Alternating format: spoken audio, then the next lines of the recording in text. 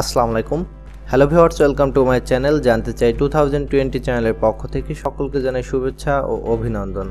আশা করি সকলেই ভালো আছেন। আজ আমি দেখাবো কিভাবে আপনি এমএস ওয়ার্ডে কোনো চার্ট বা গ্রাফ তৈরি করবেন।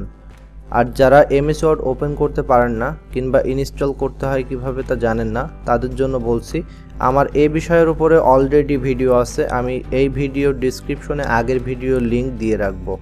আপনারা চাইলে ওখান থেকে ভিডিও দেখে শিখে নিতে পারেন।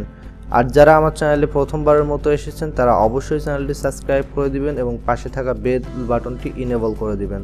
আর যারা অলরেডি সাবস্ক্রাইব করেছেন তাদেরকে অসংখ্য ধন্যবাদ। আশা করি পুরো ভিডিও জুড়ে সাথেই থাকবেন। তো চলুন শুরু করা যাক।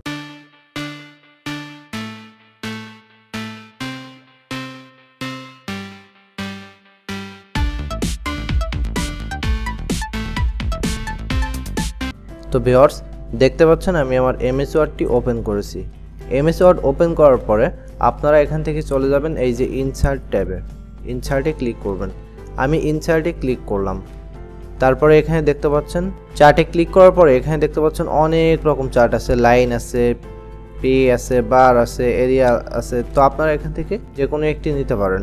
এবং আপনার যদি অলরেডি আগে থেকে কোনো চার্ট থেকে থাকে তাহলে আপনি এই টেমপ্লেটসে ক্লিক করে এখান থেকে এই মোর টেমপ্লেটসে ক্লিক করে আপনি আগেরটা নিয়ে নিতে পারেন। তো যাই হোক, আমি দেখাবো আজকে কিভাবে আপনি একটি চার্ট তৈরি করবেন কিংবা একটি গ্রাফ তৈরি করবেন। তো এখানে আমি কলামে ক্লিক করলাম। আমি সিম্পলটা দিয়ে বোঝাই, তাহলে আপনাদের বুঝতে সুবিধা হবে এবং আমিও আশা করি বোঝাতে পারবো। তো আমি কলামে ক্লিক করলাম, করার পরে এখান থেকে দেখতে পাচ্ছেন অনেক রকম স্টাইল আছে। আপনারা এখান থেকে আপনাদের পছন্দ মতো নিয়ে নিতে পারেন। তো আমি জাস্ট ফার্স্টে যেটা আছে এটাই নিই।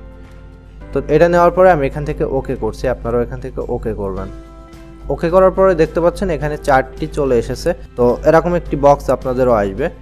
এইটা হচ্ছে এখানে আপনার দেখতে পাচ্ছেন 4টা ক্যাটাগরি আছে এবং এখানে ধাপে ধাপে দেখতে পাচ্ছেন ক্যাটাগরি 1, ক্যাটাগরি 2 এভাবে, কিন্তু আপনার 4টা ক্যাটাগরি এখানে আছে।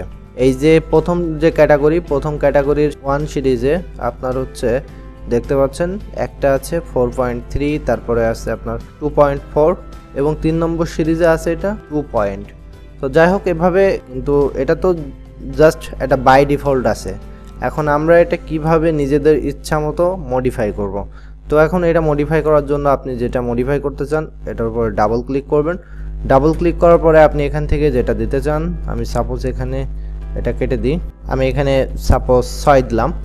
6 দেওয়ার পরে আপনি যদি কিবোর্ড থেকে ইন্টার প্রেস করেন তাহলে লক্ষ্য করতে পারবেন যে এটা কিন্তু আগের থেকে উপরে উঠে গিয়েছে। তারপরে আপনি এখানে দেখতে পাচ্ছেন ক্যাটাগরি 2, মানে এই যে 2 নম্বর ক্যাটাগরির কথা বলছি। এই 2 নম্বর ক্যাটাগরিতে আপনার ফার্স্টে যেটা আছে সিরিজ 1, এটা হচ্ছে বর্তমানে আছে 2.5। আপনি যদি এখানে ডাবল ক্লিক করেন, ডাবল ক্লিক করার পরে আপনি যদি এটা 5 করে দেন, তারপরে যদি ইন্টার প্রেস করেন দেখতে পাচ্ছেন এটা কিন্তু বড় হয়ে গিয়েছে। ঠিক আছে, সিরিজটা কিন্তু বেড়ে গিয়েছে। তো এভাবে আপনারা খুব সহজে এটা বাড়াতে পারেন। এবং এখানে তো অনলি 4টা ক্যাটাগরি আছে, তাই না? আপনি যদি এখন মনে করেন যে আমি ক্যাটাগরি একটি বাড়াবো, তাহলে আপনি কিভাবে বাড়াবেন? তাহলে আপনাকে এই যে এইটা দেখতে পাচ্ছেন এরকম একটি তীর যখন আসবে, এই তীরটি ধরে এখান থেকে একটু নিচের দিকে টেনে দিবেন। দিলে দেখতে পাচ্ছেন এখানে একটি ক্যাটাগরি কিন্তু বেড়ে গিয়েছে। তো আপনি এখানে ক্যাটাগরি নেম দিয়ে, আচ্ছা এখানে আরেকটা কথা বলে রাখি, এখানে দেখতে পাচ্ছেন category number 1, category number 2, category number 3 এভাবে এখানে ক্যাটাগরি আছে। কিন্তু আপনি যদি এখানে আপনার নাম দিন কিংবা অন্য কোনো নাম দেন তাহলেও কিন্তু এখানে হবে। আমি এখানে ABC দিই, এটা ABC দিলাম। দেওয়ার পরে এখান থেকে আমি সাপোজ এটা দিই 8 দিই, এটা দিয়ে হচ্ছে 7, এটা 6 দিই। আচ্ছা, এখানে আমি 3টা দিয়েছি। এখন আপনি যদি মনে করেন যে না আমি সিরিজ আরেকটি বাড়াবো, সেক্ষেত্রে আমি কি করব? আপনাকে কিচ্ছু করতে হবে না। আপনি জাস্ট এই পরের এই সেলটাতে জাস্ট এখানে কত দিতে যাচ্ছেন সেটা বাড়িয়ে দিবেন। আমি এখানে 5 দিলাম। দেওয়ার পরে এখানে দেখতে পাচ্ছেন অটোমেটিক্যালি কিন্তু একটি সিরিজ বেড়ে গিয়েছে। তো এভাবে আপনারা খুব সহজে এটা করতে পারবেন এবং নিজেদের ইচ্ছা মতো এভাবে মডিফাই করতে পারবেন। তো এটা আশা করি আপনাদেরকে আমি বোঝাতে পেরেছি। এবং তারপরে আরেকটা জিনিস দেখাই, এটা এখানে অনেক রকম বাই ডিফল্ট চার্ট স্টাইল দেওয়া আছে। দেখুন এটা এভাবে তৈরি থাকলো, আমি এখান থেকে চার্ট স্টাইলটা পরিবর্তন করতে পারি। এটার উপরে ক্লিক করলাম, জাস্ট চার্ট স্টাইলটা পরিবর্তন হয়ে গেল।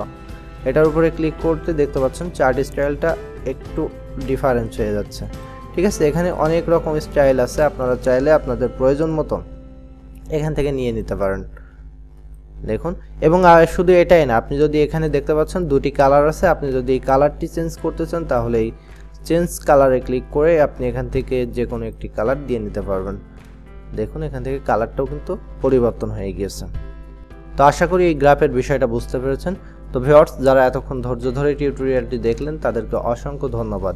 আর যারা এখনও চ্যানেলটি সাবস্ক্রাইব করেনি তারা অবশ্যই চ্যানেলটি সাবস্ক্রাইব করে দিন।